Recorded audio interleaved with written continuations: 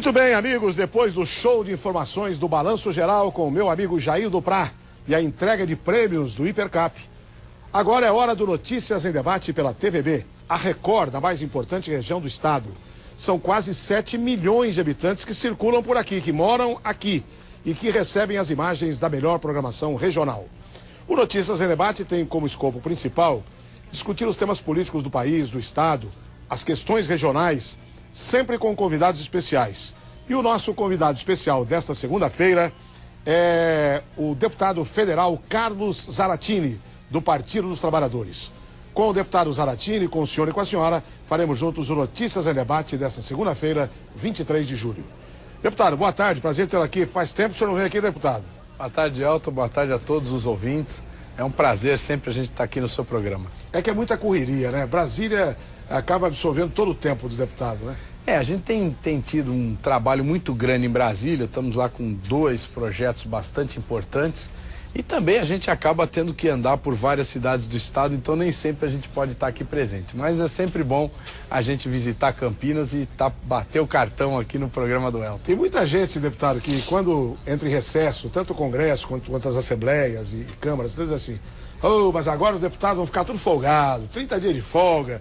Como é que é a questão do recesso para vocês, são parlamentares? Olha, lá a Câmara dos Deputados e o Senado, nós reduzimos o recesso de julho para 15 dias. Né? Então é só a segunda quinzena de julho. Né? Então nós tivemos já, que acabou ficando menos de 15 dias, porque nós tivemos que votar na semana passada 2 medidas provisórias e a LDO, a Lei de Diretrizes Orçamentárias.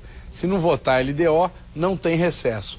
Então nós votamos na semana passada, no dia 17, essas 2 medidas provisórias e mais a LDO, e aí então tiramos esses 15 dias de recesso agora em julho. Deputado, um assunto, lógico, que não é a sua casa, não é a Câmara dos Deputados, é a questão do Senado. Na Câmara dos Deputados acabou o voto secreto. Não. Vai acabar. Não, é um projeto... Tá tudo para acabar. Existe um projeto para acabar na Câmara e no Senado. Esse projeto ainda não foi votado. Mas a Câmara é acessível a esse fim do voto secreto? Olha, é um tema muito controverso, porque o que acontece? É um projeto que quer que, por exemplo, numa votação de cassação de um deputado, o voto seja aberto, né? Na indicação, aprovação de nomes indicados pelo Executivo, que também seja aberto. Enfim, tem uma série de questões que é voto secreto. Existe a própria eleição da mesa diretora, que é voto secreto. Eu acho que, na minha opinião, o correto é a gente manter esse voto secreto. Por quê? Porque isso dá mais liberdade ao deputado de votar em temas que ele pode sofrer pressões exatamente para votar de um lado ou de outro, né, por parte do governo. Né? Então eu acho que o voto secreto nessas questões dá mais liberdade ao deputado ou ao senador. Aí você fala, não, mas e o eleitor? O eleitor quer saber o que o deputado votou. Essa é uma contradição, quer dizer, realmente você acaba não sabendo se o seu deputado votou a favor ou contra cassar um determinado outro deputado ou cassar um senador, no caso do Senado. Isso é o problema. Mas do ponto de vista da pressão que você pode sofrer para cassar ou não cassar, você tendo voto secreto, você tem uma liberdade maior de exercer esse voto e votar de acordo com o que você acha correto e não sob pressão. Bom, de qualquer maneira, o Senado, na última votação secreta, cassou o senador Demóstenes Torres. Foi uma diferença bem grande e tal, mas teve aqueles que votaram a favor também, até por questões partidárias ou de uma proximidade maior do senador. E aí ficou a dúvida, será que cassaram para que não tenha mais voto secreto? Porque senão, se ele não é cassado, também voto secreto, a pessoa não fica sabendo quem votou. E agora pode ser que isso permaneça, então, o voto secreto também no Senado? Não vai aprovar? Não, você vê, no caso do Demóstenes, apesar do voto ser secreto, muita gente falava, não, como vai ser voto secreto, ele vai ser absolvido. Não foi. Né? Então isso demonstra que não é o fato do voto ser secreto ou aberto que vai levar a uma cassação ou não. Né? E sim aquilo que foi debatido, aquilo que foi apresentado, as acusações e a defesa daquele senador, daquele deputado. Deputado, depois que acontece a coisa, aparecem muitos pais para ideias, para projetos, para tudo. Então, mas eu me recordo que o senhor foi o primeiro a conversar comigo aqui sobre a luta para trazer uma agência do ETAV em Campinas. Brasília, Campinas e tal. E foi aprovado que Campinas terá. Exato. No entanto, há uma dúvida sobre o TAV. Por exemplo, o telespectador Paulo, que é sempre um defensor de estrada de ferro, ele diz assim: lembro que você é um deputado que defende 100% o TAV. Também defendo, só que eu não espero muito não. Ainda vai demorar. E lembro que você ficou triste quando nenhuma empresa se interessou. Já sabíamos que todo o processo ia voltar para a estaca zero. Quero dizer, talvez saiba ou não, que também lutamos para cujos trens da CPTM, que vão até Jundiaí, sejam estendidos até Campinas, seria suburbano e não tem nada a ver com TAV e poderia ser feito. Abraço ao deputado, grato, Paulo Lima. Olha, o TAV vai sair, viu? Essa é uma notícia boa. Nós vamos ter agora, nesses próximos dias, a nomeação da diretoria da ETAV, que já foi aprovada. Nós vamos ter aí uma nova diretoria, uma primeira diretoria instalada, vai ser o Bernardo Figueiredo, presidente, que era o presidente da ANTT, Agência Nacional de Transportes Terrestres, e quem está organizando esse processo. A partir daí nós vamos ter o processo de licitação da que se chama tecnologia. Qual a empresa que vai colocar os trens e os equipamentos do ETAV e fazer o projeto.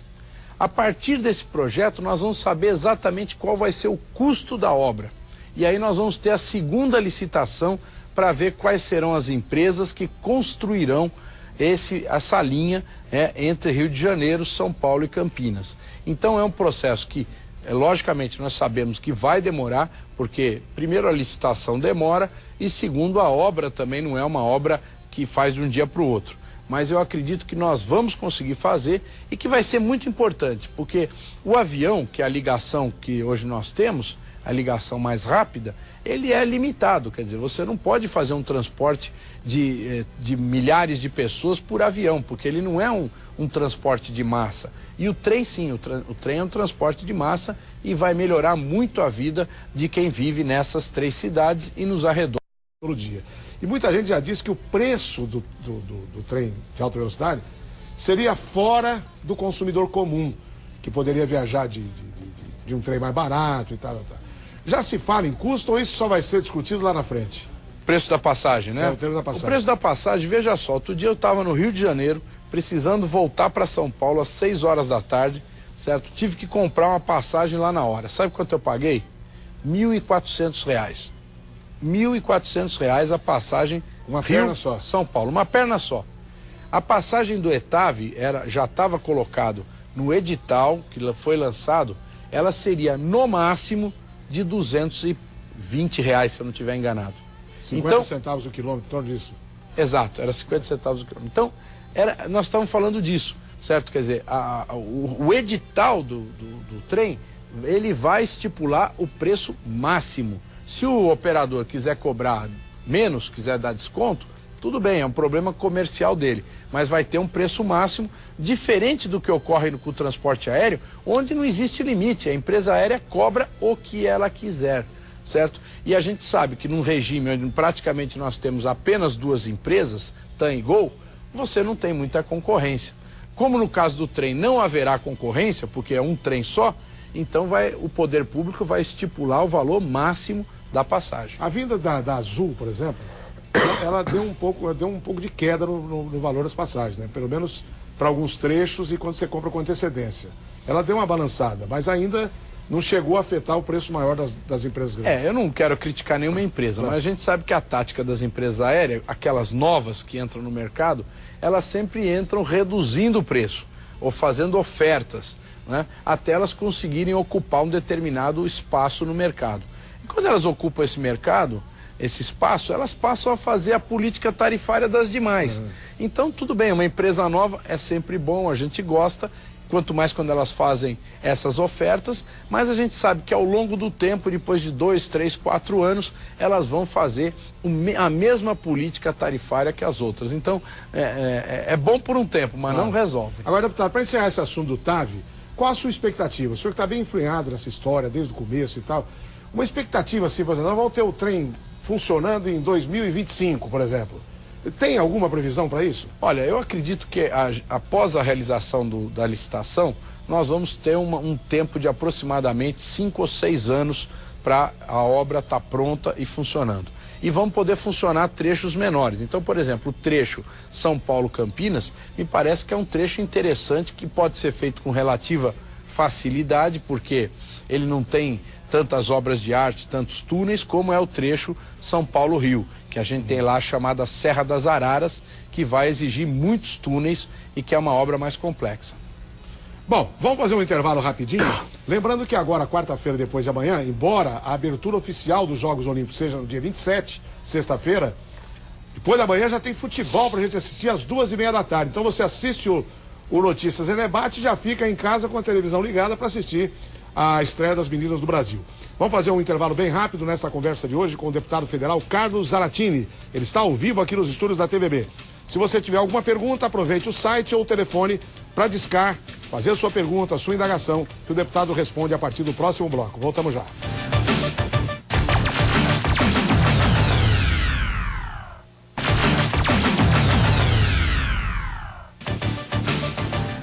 E já estamos de volta ao vivo pela TVB Record com o Notícias e Debate desta segunda, 23 de julho de 2012.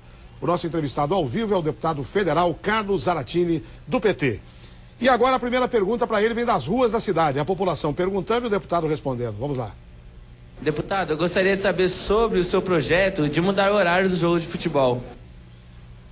Olha, esse projeto nós apresentamos exatamente porque determinadas redes de TV, e não é o caso dessa que nós estamos aqui, elas buscam levar o horário do jogo para o horário que é melhor para a sua programação e não melhor para o torcedor.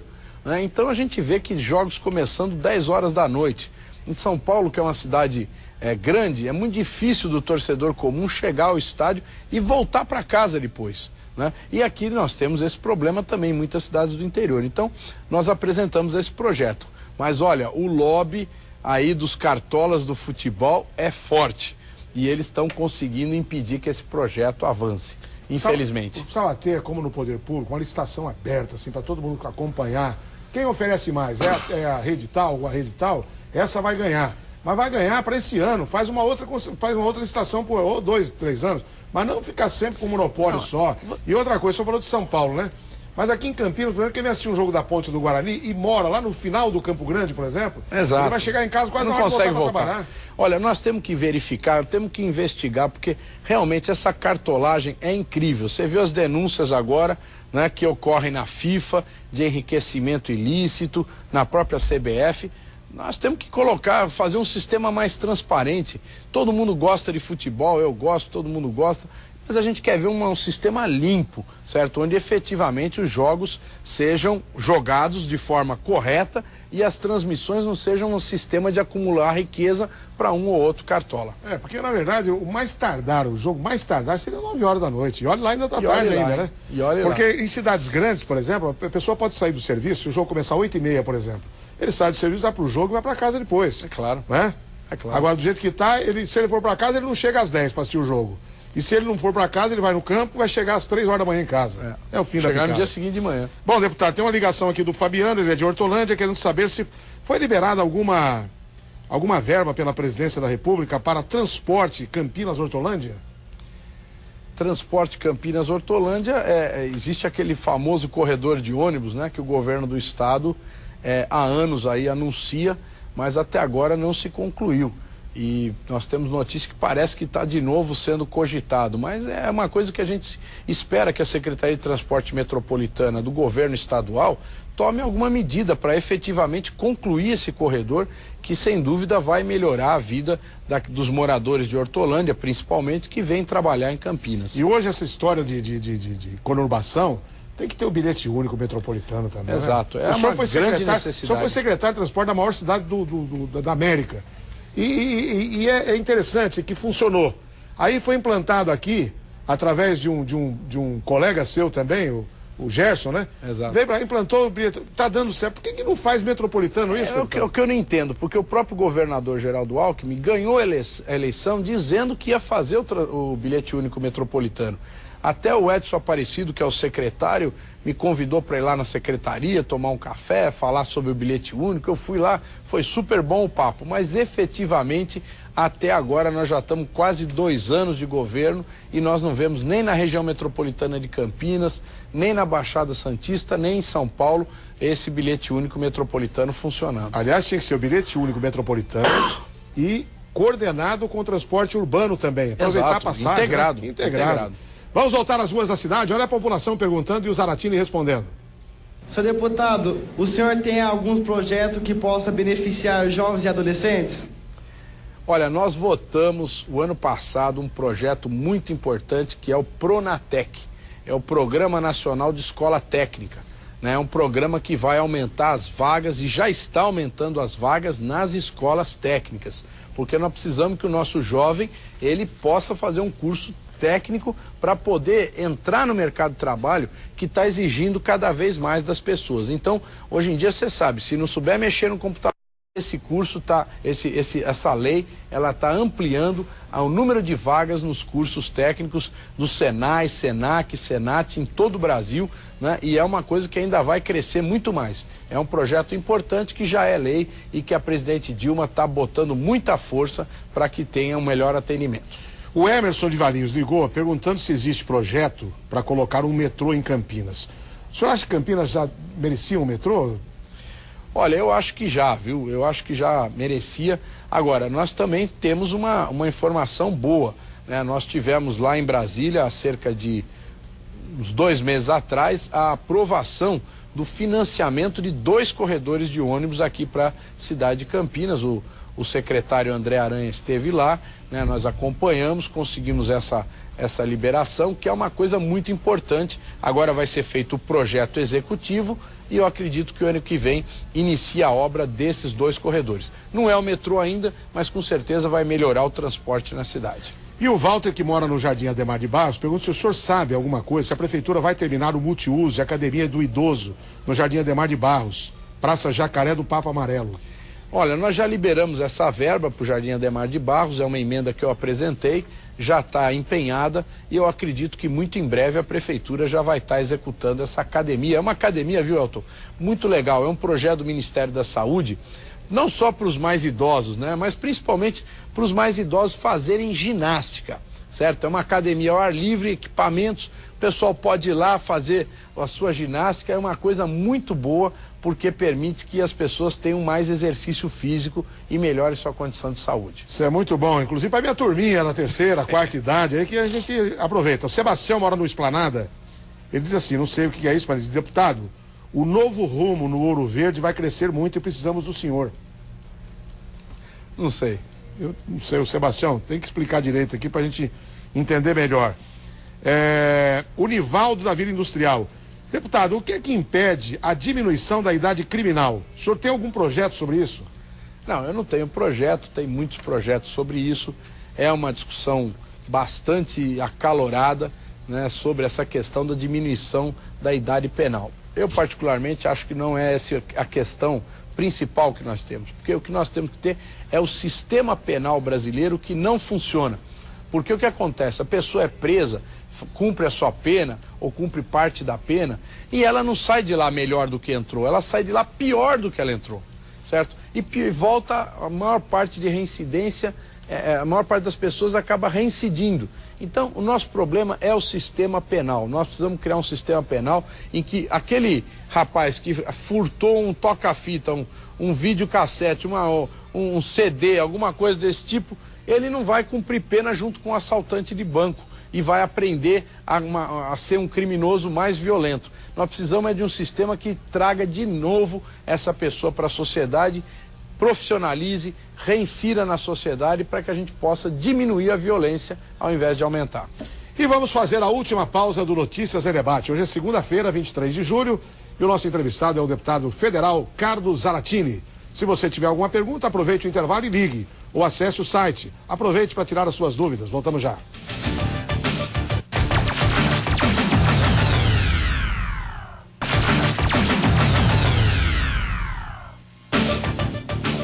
E abrimos agora o último bloco do Notícias em Debate desta segunda-feira. É a TVB, a Record da nossa região, com a apresentação de um programa que traz a população mais próxima daqueles que ocupam cargos eletivos e vice-versa, para saber o que a população mais precisa, o que ela mais quer saber, o que ela mais quer cobrar. É uma prestação de serviço que a gente faz aqui, não? E uma prestação de contas dos homens públicos, né, deputado? Exatamente. É muito oportuno. E tem gente que não gosta de vir aqui não, prestar conta não. A gente convida as pessoas. Por que não vai ver fulano? Porque não vem porque não quer. Aqui é igual praia, não tem rico, não tem pobre. Botou uma sunga, todo mundo entra. Bom, vamos voltar para as ruas da cidade. Lembrando que quarta-feira, agora dia 25, primeiro jogo da seleção feminina aqui na TVB Record. A Record é exclusiva nos Jogos Olímpicos de Londres. Não perca um segundo do esporte. E agora das ruas da cidade, a próxima pergunta ao deputado Zarate. Deputado, o senhor tem algum projeto para melhorar o transporte coletivo? Olha, o projeto que nós estamos lá batalhando, já aprovamos na Câmara e estamos esperando o Senado votar, é esse projeto que ele institui o bilhete único metropolitano, não só aqui nas cidades do estado de São Paulo, mas em todo o Brasil.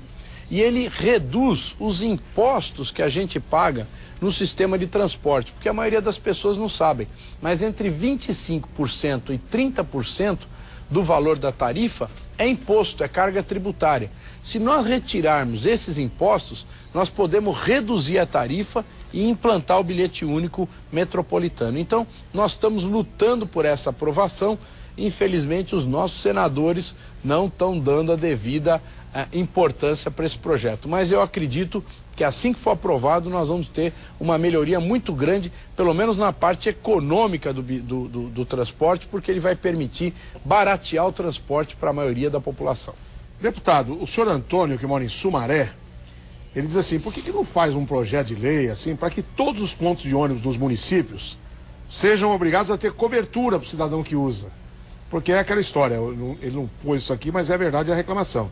Quando chove, a pessoa tem que tomar chuva, quando faz sol, tem que ficar no sol, e a maioria dos pontos de ônibus não tem cobertura. É uma boa ideia, viu?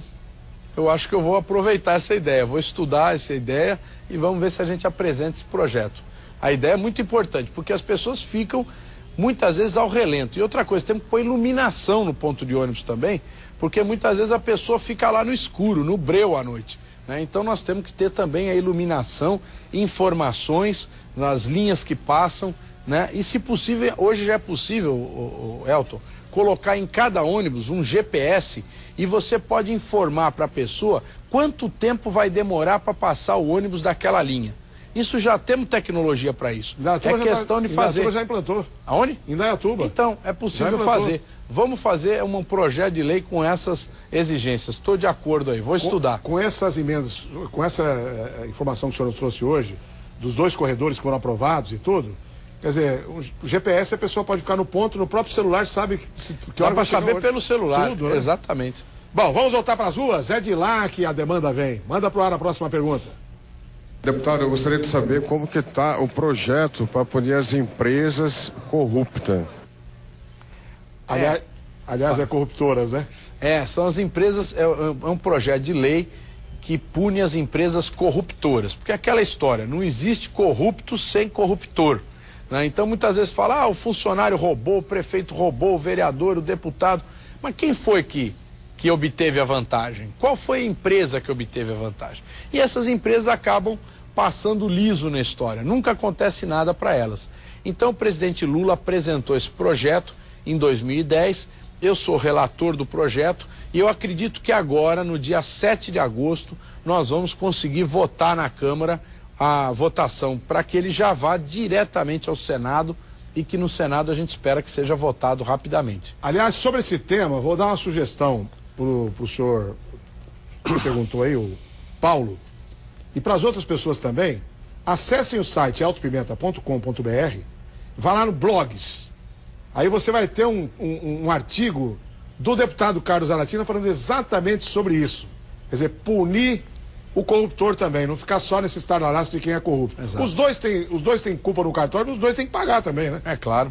Exatamente. Muito bem, como é que está o andamento de se colocar um trem metropolitano na região? A pergunta é do Paulo Sérgio, de Jaguariúna. Então, esse projeto é um projeto do governo do estado, né? É um projeto que ligaria São Paulo a Campinas. Jaguariúna nós estivemos discutindo já com o governo do estado também, junto com o prefeito de Amparo, Paulo Miota, a ideia de fazer também uma linha de trem que vá passando por Jaguariúna até Amparo, né? É um projeto muito interessante, já está lá na mão do governo.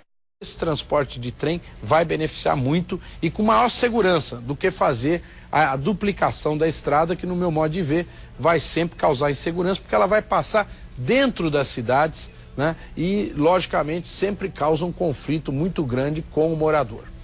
Senhor Sebastião, que mora aí em Montemor, olha, vou entregar na mão do deputado e ele com certeza vai dar alguma resposta para o senhor aí. Onde devo procurar para conseguir liberação do governo por um medicamento para leucemia rara e o governo não está liberando? Dona Maria, que mora em Campinas. Olha, muitas vezes esses medicamentos altamente especializados, né, altamente previstos, às vezes que não existe nenhum teste aqui no Brasil, as pessoas acabam conseguindo via judicial, né? O Ministério da Saúde tem lá um departamento especial, que é o departamento de alta tecnologia, que analisa esses casos. Então eu sugiro que a senhora faça um contato com o Ministério da Saúde para verificar se esse remédio pode ser liberado aqui no Brasil, se ele já foi testado, porque muitas vezes a gente ouve falar que está sendo usado lá nos Estados Unidos. Não é bem assim. Então verifique, nós temos o departamento de alta tecnologia do Ministério da Saúde para essas questões. Bom, para encerrar aqui, o Matheus de Itatiba, os deputados sabem que Itatiba já tem 3 pedágios dentro da cidade funcionando? Olha, pedágio tem em todo lugar, viu? E a notícia que nós tivemos agora, que nos deixou até impactado, é que o governador Alckmin quer implantar agora o pedágio por quilômetro, desde a hora que sai da cidade. Então você vê aqui, por exemplo, a rodovia Dom Pedro, né? Ela vai ser inteiramente pedagiada. Então alguém que, vamos dizer, entre na rodovia, vai de um shopping e outro paga. Faça um trajeto ali de 3, 4 quilômetros, vai ter que pagar pedágio. Então é evidente que nós vamos trabalhar e vamos apelar para que as áreas urbanas não paguem pedágio, como está previsto pelo governador Geraldo Alckmin. Infelizmente, ponto final no programa. Deputado, obrigado pela presença, uma boa tarde ao senhor. Agradeço a você, Elton, a atenção de todos os ouvintes. As perguntas que não foram ao ar por falta de tempo serão entregues ao deputado e as pessoas vão ter resposta. Até às 3 da tarde no site você pode fazer perguntas e comentários. A gente volta amanhã numa entrevista com o deputado Cauê Macris de Americana. Não perca, às 1h30. Espero você. E agora, sigam com a programação da nossa TV Record.